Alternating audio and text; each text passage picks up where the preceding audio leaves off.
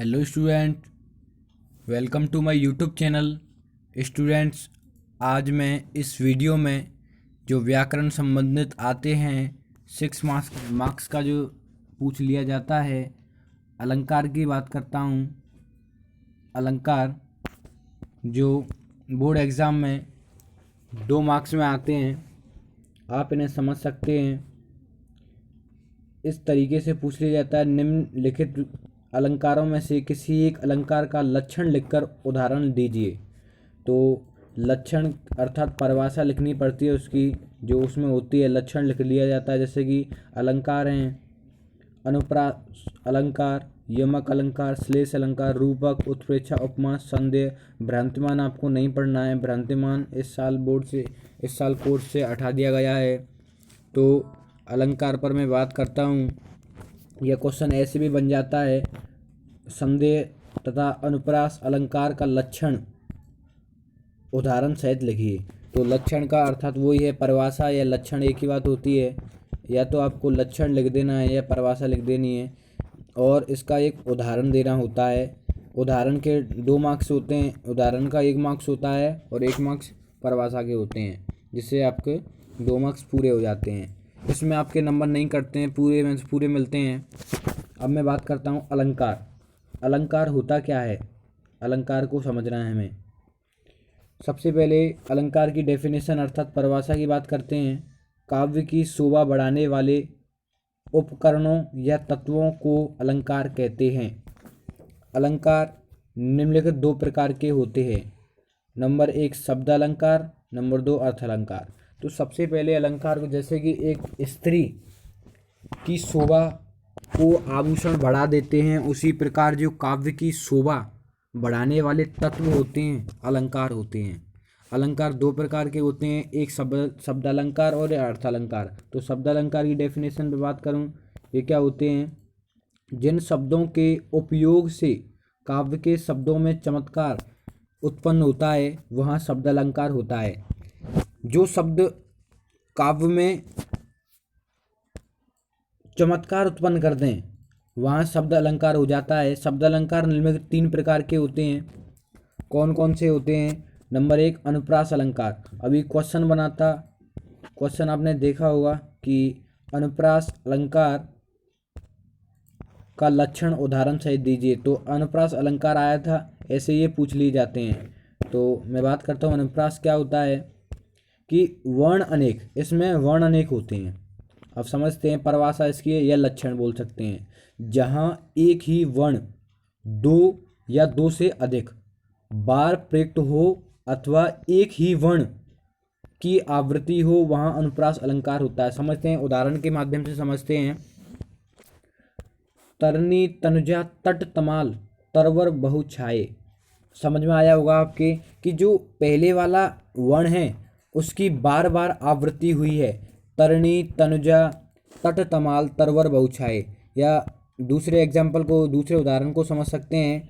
चारु चंद्र की चंचल किरणें खेल रही हैं जल थल में। इसमें च वर्ण की बार बार आवृत्ति हुई है। स्पष्टीकरण, इसका स्पष्टीकरण देखा जाए, यहाँ जो तरनी तनुजा तट तमाल तरवर बहु छाए, इसमें त वर्ण का प्रयोग बार बार हुआ है, इसलिए यहाँ अनुप्रास अलंकार होता है, अनुप्रास अलंकार है। ये स्पष्टीकरण आपको लिख देना है।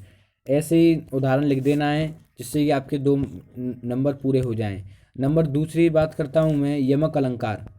यमक अलंकार कौन से होते हैं? शब्द अनेक। इस अलंकार में शब्द तो अनेक होंगे, परंतु अर्थ भी अनेक होंगे। शब्द भी अनेक होंगे और अर्थ भी अनेक होंगे। तो कैसे समझेंगे? परिभाषा इसकी देखते हैं। यहाँ एक ही शब्द 2 या 2 से अधिक बार प्रयुक्त हो और उसके अर्थ अलग अलग निकले, वहाँ यमक अलंकार होता है। उदाहरण देखा जाए, सारंग ने सारंग हायो, सारंग ने सारंग हायो, सारंग बोले आए, ज्यों सारंग मुख से कहे सारंग निकसो जाए। तो इसको समझ सकते हैं। या एग्जाम्पल जो है, उदाहरण है, ये बार बार पूछ लिया जाता है। कनक कनकते 100 गुनी मादकता अधिका है, का खाए बोरा है जगवा पाए बोरा है। ये मोस्ट इम्पोर्टेंट है, आप इसको याद कर सकते हैं और अच्छा भी है ये। तो स्पष्टीकरण इसका देखते हैं। यहाँ पहले सारंग शब्द का अर्थ मोर है। जो सारंग शब्द आया था, अभी सारंग ने सारंग है, जो पहला सारंग शब्द है यहाँ पे उसका अर्थ मोर है। यहाँ सारंग शब्द के 3 अर्थ होते हैं। दूसरे वाले सारंग का अर्थ सर्प है और तीसरे वाले सारंग शब्द का अर्थ बादल है, इसलिए यहाँ यमक अलंकार है, समझ सकते हैं। अब बात करते हैं श्लेष अलंकार। शब्द एक होगा और अर्थ अनेक होंगे। अभी यमक अलंकार पढ़ के आए थे, शब्द अनेक थे, अर्थ भी अनेक थे। तो शब्द एक होगा, अर्थ अनेक होंगे उसके। तो क्या है, जहाँ एक ही शब्द एक बार प्रयुक्त हो लेकिन उसके अर्थ एक से अधिक निकले, वहाँ श्लेष अलंकार होता है। अब इसका उदाहरण देखें। रहमन पानी राखिए, बिन पानी सब सून, पानी गए न उभरे, मोती मानस चून। समझ में आया होगा आपको। या इसे दूसरे को भी लिख सकते हैं। तो इसका स्पष्टीकरण देख लें। यहाँ तीसरा वाला पानी शब्द श्लिष्ट है, जिसके 3 अर्थ होते हैं। नंबर 1, मोती के पक्ष में पानी शब्द का अर्थ चमक है। जो मोती के पक्ष में देखा जाए, मोती के फेवर में देखा जाए, तो पानी शब्द का अर्थ है चमक। मनुष्य के पक्ष में पानी शब्द का अर्थ प्रतिष्ठा, इज्जत है। और चूने के पक्ष में पानी शब्द का अर्थ जल है। इसी प्रकार अब हमने शब्द अलंकार को कंप्लीट कर दिया है। शब्द अलंकार 3 प्रकार के होते हैं, आप समझ सकते हैं। अनुप्रास अलंकार, यमक अलंकार और आप देख सकते हैं श्लेष अलंकार। तो इनकी डेफिनेशन आपको समझ में आ गई होगी। अब बात करता हूँ मैं अर्थ अलंकार। अर्थ अलंकार क्या होते हैं कि जिन शब्दों के प्रयोग से काव्य के अर्थ में चमत्कार उत्पन्न होता है, वहाँ अर्थ अलंकार होता है। पाठ्यक्रम के आधार पर अर्थ अलंकार निम्नलिखित 5 वेद होते हैं। तो पर हमें 5 वेद नहीं पढ़ने हैं, इसके हमें 4 वेद पढ़ने हैं, क्योंकि एक जो भ्रांतिमान है वो हटा दिया गया है। उपमा अलंकार, जहाँ उपमा अलंकार क्या होता है इसको समझना है, ये मोस्ट इम्पोर्टेंट है, आता रहता है। उपमा अलंकार, उत्प्रेक्षा अलंकार, ये 4 बचे हैं, तो चारों को आपको मैं बता देता हूँ अभी। जहाँ 2 वस्तुओं की तुलना उपमेय, उपमान, साधारण धर्म एवं वाचक शब्द को ध्यान में रखते हुए की जाए, वहाँ उपमा अलंकार होता है। उदाहरण देखा जाए,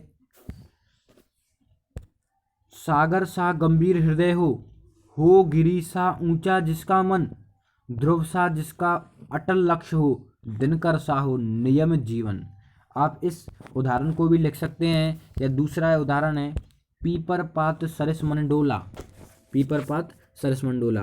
अब बात करते हैं कि अभी बताया था कि जहाँ 2 वस्तुओं की तुलना उपमेय, उपमान, साधारण एवं वाचक शब्द के आधार पर की जाए, तो वहाँ उपमा अलंकार होता है। तो कैसे, उपमेय का अर्थ होता है जिस वस्तु की तुलना की जाए, उपमेय होता है। उपमान क्या होता है, जिस वस्तु से तुलना की जाए। साधारण जिस गुण के आधार पर तुलना की जाए। वाचक शब्द समानता को प्रकट करने वाला शब्द। अब स्पष्टीकरण देख लेते हैं। यहाँ हृदय उपमेय है, सागर उपमान है, गंभीर साधारण धर्म है और वाचक शब्द क्या है, स है, वाचक शब्द है, इसलिए यहाँ उपमा अलंकार है।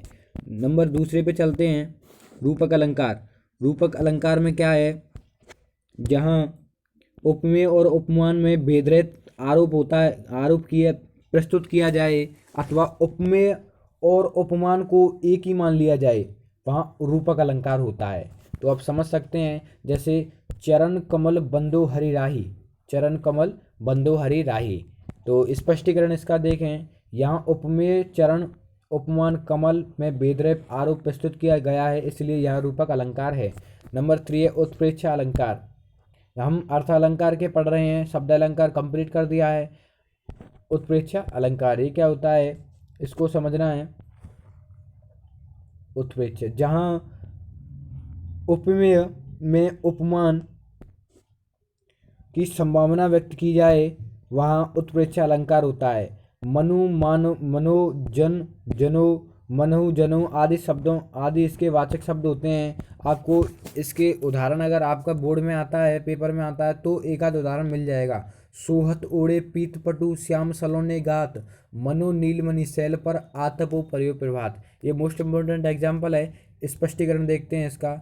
भगवान श्री कृष्ण के सांवले शरीर पर जो पीले वस्त्र पड़े हुए हैं, किसी नीले पत्थर के पहाड़ पर पड़ने वाली प्रभात के जो सुबह की किरणें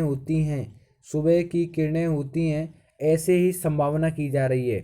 अब दूसरा एग्जाम्पल देख सकते हैं, धाय धाम काम सब त्यागी, मनहु रंक निधि लूटने लागी।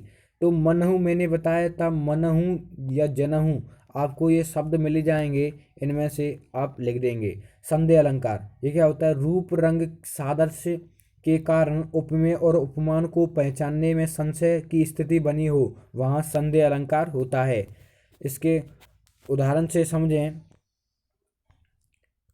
नारी बीच सारी है कि सारी बीच नारी है, कि नारी ही की सारी है कि सारी ही की नारी है। इसका अर्थ आपको संदेह भ्रमित कर रहा है, तो स्पष्टीकरण देगा। यहाँ नारी और सारी, साड़ी में संदेह बना हुआ है कि नारी की सारी है या सारी की नारी है। अर्थ थोड़ा डिफिकल्ट सा होता जा रहा है, तो अतः यहाँ संदेह अलंकार है। इसका अर्थ ये समझ सकते हैं। अगर आपको वीडियो पसंद आई हो तो वीडियो को लाइक करें और चैनल को सब्सक्राइब करें, जिससे कि नए नए अपडेट्स आपको मिलते जाएं, और अपने ज़्यादा से ज़्यादा दोस्तों को शेयर करें। Thank you so much watching my video.